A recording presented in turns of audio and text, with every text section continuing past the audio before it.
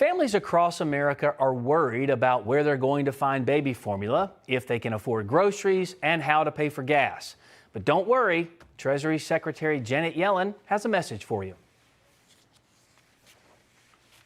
U.S. Treasury remains committed to diversity, equity, and equal opportunity for all. I'd prefer the U.S. Treasury to focus on sound monetary policy and not progressive platitudes, but I guess that's just too much to ask.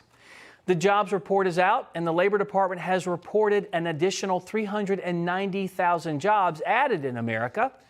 On its face, that sounds like great news. Any gains are good gains, but America isn't shut down anymore. We're wide open, and yet we're still not back to the jobs numbers we had before COVID. Jobs aren't the only indicator of a thriving economy, but don't count on Joe Biden to be honest about where we actually are. I grew up in a family about 100 miles from here that when the price of gas went up, you felt it. It was a discussion at the kitchen table. And there's no denying that high prices, particularly around gasoline and food, are a real problem for people. But there's every reason for the American people to feel confident that we'll meet these challenges. Meet these challenges? You caused the challenges. And at this point, they've turned into a full-blown crisis. But Biden isn't changing policies to fix it.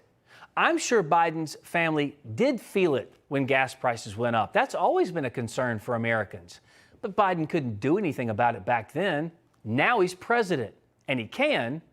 He just chooses not to.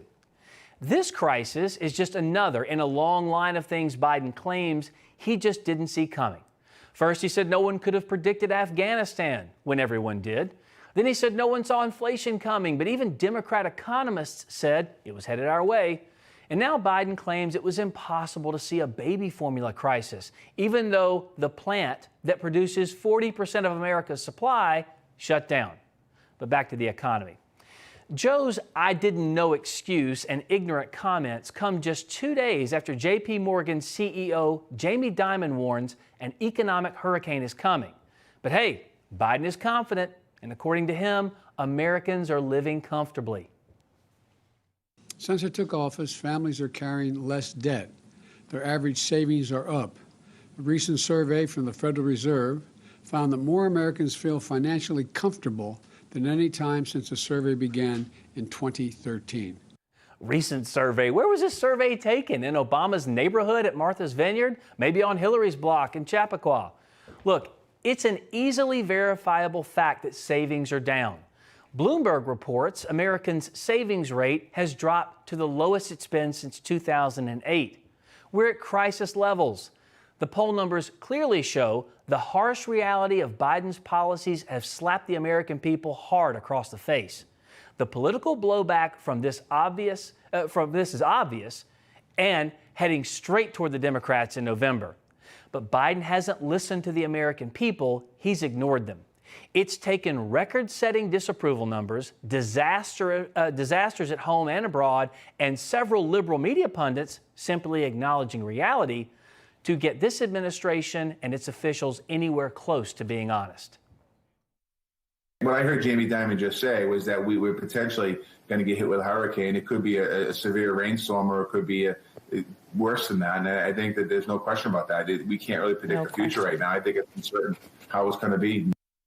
If this administration was honest, they'd tell you the reason why everything costs so much is because Joe Biden never met a dollar he didn't want to spend. Inflation is here to stay, and it's crippling American families. This administration refuses to make it any easier on businesses in this country either, and this certainly doesn't help our economic outlook. The New York Post reports in its first year, Team Biden added more than 72,000 pages of regulations, executive orders, and agency notices. How can anyone thrive when they're being strangled by so much government red tape? And I don't need to remind you, we shut off our domestic oil production for a pie-in-the-sky dream of powering this nation with gumdrops, gummy bears, and unicorn breath. All of these things were done to you by the Biden administration, and you know it, regardless of political party, as polling from the Trafalgar Group clearly shows. 61% of independent voters believe that President Biden's policies and spending are the leading contributors to rising inflation in the United States. That's 61%, folks. And in politics, when you've lost the middle, you've lost the game.